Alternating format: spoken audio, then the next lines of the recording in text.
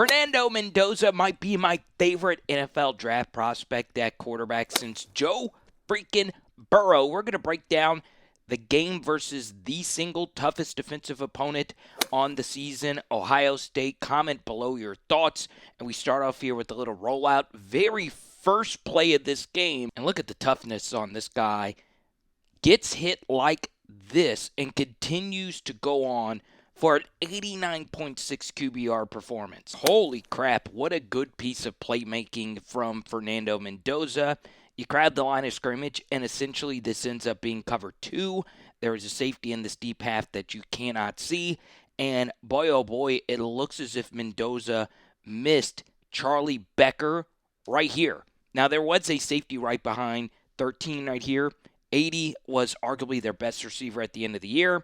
And Mendoza feels a bull rush right there, so he elects to not throw this football. So now he is rolling out against his body. Look at this. Juke like you're going to the inside, then break it out to the outside. And here's Arvell Reese, arguably the number 1 prospect in this draft.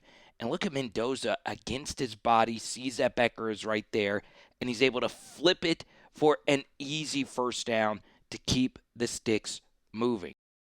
Big question for Fernando Mendoza. So we have this little quasi play action fake. There really wasn't even a running back there.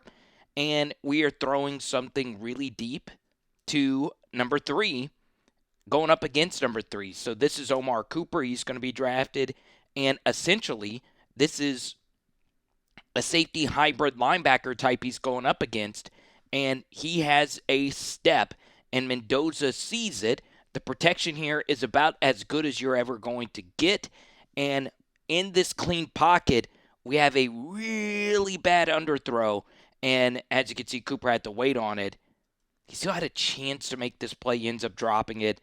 Also really good coverage right there by Styles, but a big, big, big miss. But you'll see here, he's still able to make this throw. The corner does back out a little too far. And Mendoza sees that, and I want you to see when he's actually deciding to throw this football. He's making this decision now. All right, that is really good stuff. That is NFL level stuff. And God, look at this ball location. Boom. It literally could not have been put in a better spot.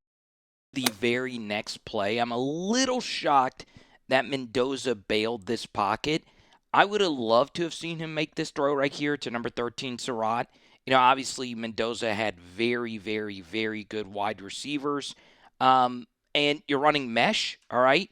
We got a few things open here, all right? This is open, and then obviously, this is getting tackled pretty quickly. But Surratt is able to get over here, and he also has a step. What I think happened, though, is Mendoza thought about ripping this to 7, and then he just sees that the contain to the right side here is just lost, and he just takes that space, right? I am a little shocked, though, that he wasn't able to get over to here and work this, but he ends up just throwing this football away. There's no receivers to the right side on this scramble drill. They were all going basically to the left, and you basically just have to fight another down. All righty, we get to the biggest play from this game So we get a Mendoza pick right here, and it's kind of tough to really put blame on Mendoza for this one. Should this have just been a handoff the entire way? I'm not in the room. I don't know if this was indeed a replay, but you can see Styles is able to beat 37 to the punch. Becker elects to let him go, and he goes to the second level. Ironically, Ohio State got pick 6 versus Miami doing something similar. Ball ricochets up into the air, and there you go. There's not going to be a whole lot of these kind of screens being run with the Raiders next year, but still, you don't like to see a turnover. And it is 3rd and Bloomington here, all right? So, Vegas Raider fans, I would shut your eyelids here. So, we have another switch release here to the bottom. Okay, he's going out. We're going in right here. And Mendoza starts off looking to the left. You have pure man-to-man on this side. And both of these routes are out breaking, and we have a leverage disadvantage there. So we get off of that. Pocket is actually pretty good. And now Mendoza is looking at this center field, and we have basically the same thing where This time it is Caleb Downs. His back is turned to Mendoza. And, man, I'm a little shocked he didn't rip this, all right? Because it did eventually open up, and Mendoza in this pocket decides to run backwards. Oh, man, I have no idea why he did that very thing, because you'll see here, if we are able to sidestep to the left where our open space is actually located, or if we just take a step forward here, we're probably eventually finding this, okay? Instead, he just corn cobs right here into a really, really, really bad sack. All right, so he's stepping up and eventually just takes that sack. Let's take a look at the end zone copy to see it from Mendoza's helmet stripe. All right, so look to the left, and this does look covered, all right, at this juncture. Now, once again, he decides to roll out here to the right side. Both 2 and 3 play this inbreaker, and that's what opens this up. If he had rolled out here to the left, he is hitting that. But instead, he takes his eyes off everything happening downfield. And this is the single most quarterback sack in the history of quarterback sacks, because the protection here is a halo. It's just never going to be better than that. So if anyone tells you that quarterback sacks aren't a quarterback stat, show them this play. Because that was all on number 15 right there. It wasn't easy, but we should have had a touchdown. I love this. All right, so Mendoza, as you can see, other hand, he's not playing well. 5 of 10, 51 yards, 1 INT, which, it's not the worst pick I've ever seen. So what we're going to do is going to roll him out. All right, let's see if that can get him comfortable. Once again, as many of you know, Indiana, some of the best coaching we've ever seen in this sport, and we're able to get Charlie Becker on the rollout. Good throw, good catch. All right, 4th and 2. We need you, Fernando. We really, really, really do. Fake the zone handoff to the right. We're split zoning our tight end to the right. Fake handoff to the left. And this is not an easy throw. Mendoza's a long athlete, right? Good throw, good catch, and we're able to pick up this first down. Good job, Fernando. Let's get to this 2nd and 12, and 92 was a really good player for Ohio State. He beats the right tackle off the edge. Ohio State sinking into deep zones. This vertical's capped. This comeback route has a corner all over it. In this spot, as you can see, this is a deep drop. This could have been thrown. I understand Mendoza deciding to eat this, but in this spot, he takes a step back and then he decides to go forward. You can see here, there is a rush lane for him to take. If you plant your foot and you get through here, you're probably getting through into this space. Give the defensive tackle a lot of credit for, getting outside leverage and keeping Mendoza in that pocket. And here he is right here taking another sack. A better play by 92, if anything, but still. All right, I made a mistake a little bit earlier. I was calling this player a linebacker, Sonny Styles. Sonny Styles is actually right here, number 0. He actually is a linebacker. This is Lorenzo Styles, all right? So, man, I love this play call on 3rd and 2. 3rd and short and 2nd and short are some of the best downs to really get vertical. All right, so we get really good protection again. Look at that right there by Hemby. Here's the thing. How many running backs, hopefully Ashton Jitty is this good in pass protection next year. You just can't ask for anything better than that. Mendoza, this time, it's not an underthrow. We get that football one-on-one versus a corner here. Look at this throw. Look at this catch by Becker. Boom. Right on the money for a first down. And you can't play quarterback better than that. Good job by Joel Klatt. He's a very good analyst. As you can see, there's a red circle around his red zone go-to guy, which is Surratt. He is impressed man. We want to throw the slot fade every time. And Mendoza knows that. That's why he starts off looking to the right. And even looking to the right, the safety doesn't end up going in that direction.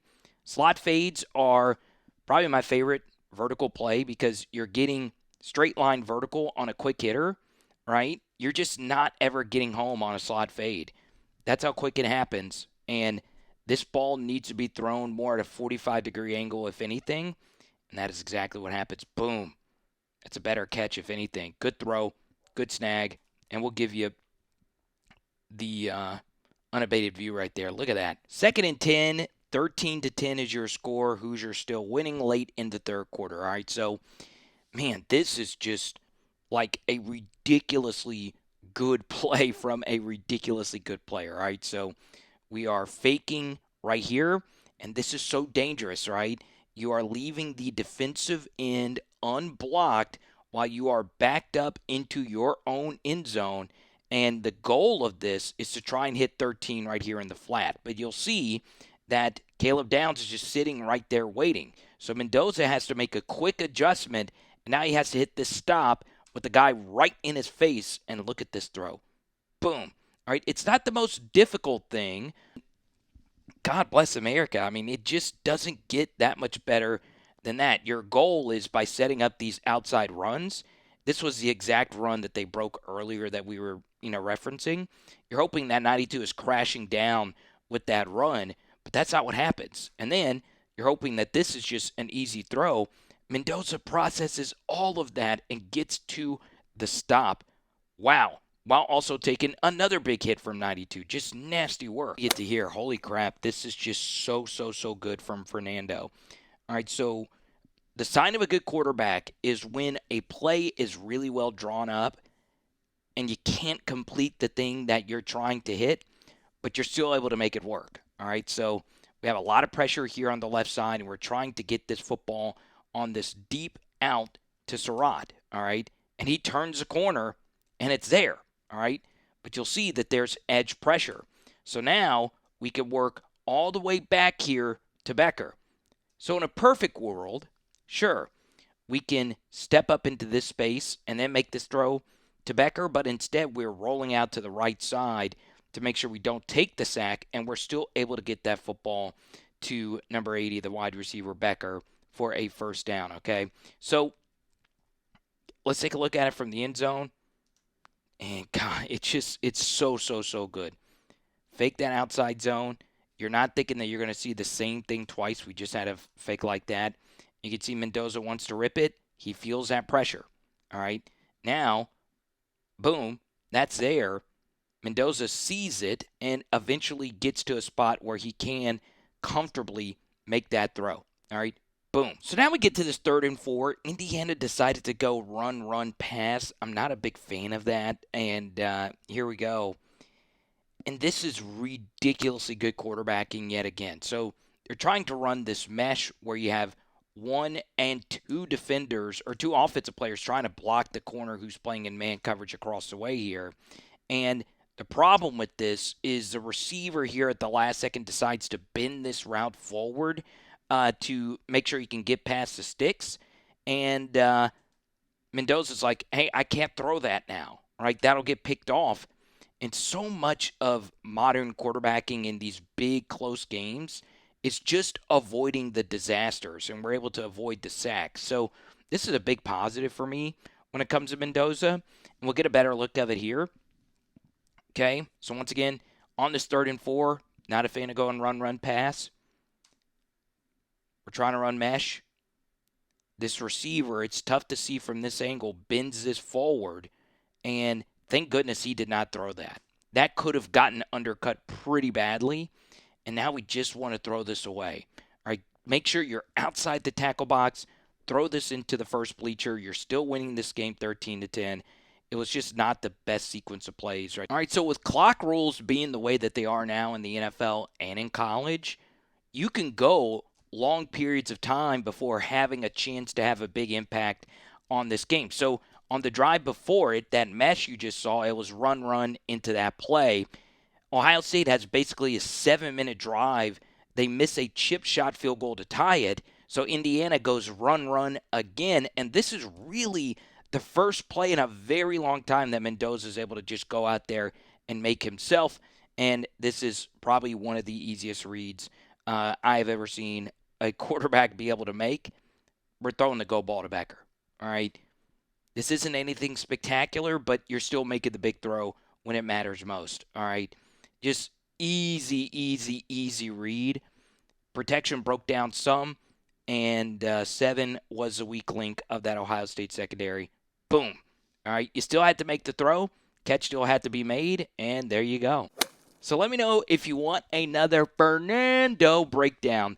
Man, I really enjoy watching him play. As many of you know, I spend most of my time in the SEC when it comes to film studies, so I don't watch a heck of a lot of Indiana football. But man, I am mesmerized not only by his play, but by his interviews. And he's getting Klint Kubiak, and he's getting Tom Brady mentorship. Are you kidding me? Which means this is going to fail spectacularly because it's the Raiders. Huh? Huh? Huh? But I'll be honest, man. I do think he's very, very, very good. And I think it could get nasty with Bowers and Genty and Mendoza. Are you kidding me? It is Power Hour NFL. Boom. Tonight we are doing chicken.